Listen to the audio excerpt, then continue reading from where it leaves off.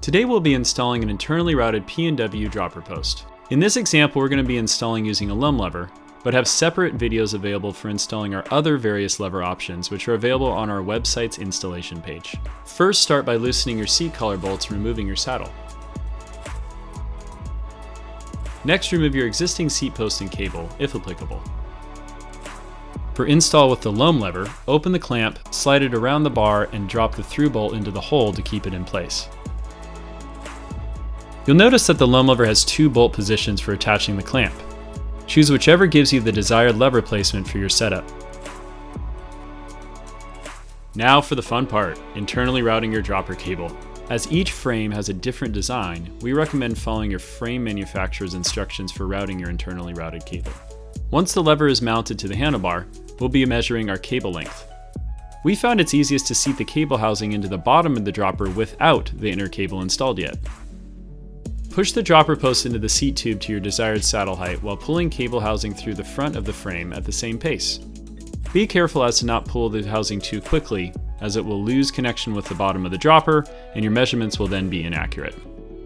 Remove the end cap of the cable housing by pulling on the cable end.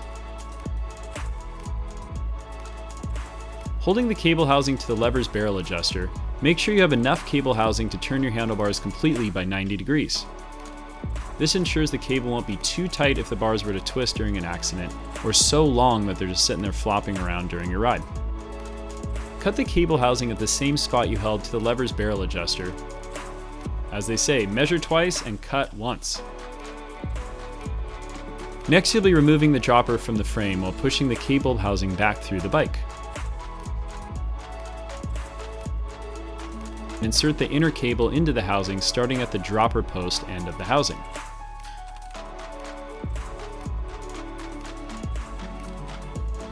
Place the cable end into the bottom of the dropper post.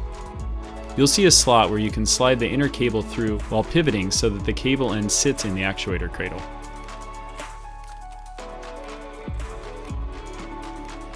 Next, insert the dropper post back into the seat tube while pulling cable housing through the frame as you did before.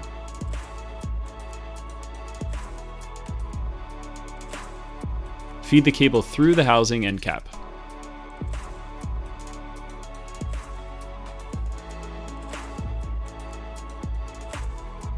Feed the cable through the lever's barrel adjuster and seat the housing end cap into place. For the Loam Lever, place the cable on the back side of the Loam Lever into the machine groove.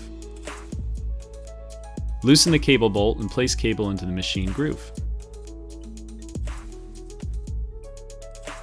Holding the cable taut and your lever fully extended, tighten the cable bolt.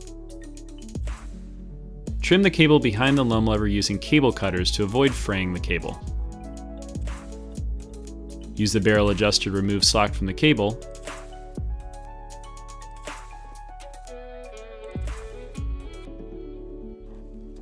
And place the cable crimp over the end of the cut inner cable and crimp it with pliers.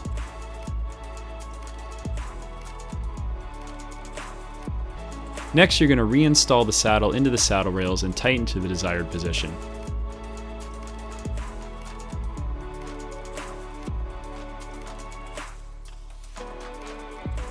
Adjust your saddle so it's centered with the bike frame. And lastly, tighten the saddle clamp bolts to between 8 and 10 Newton meters. Set your dropper to your desired height and tighten the seat collar bolt until it holds the dropper post in place. It's important to follow your frame manufacturer's recommended torque setting for the seat collar, as this varies between manufacturers. With that said, it is time to go shred.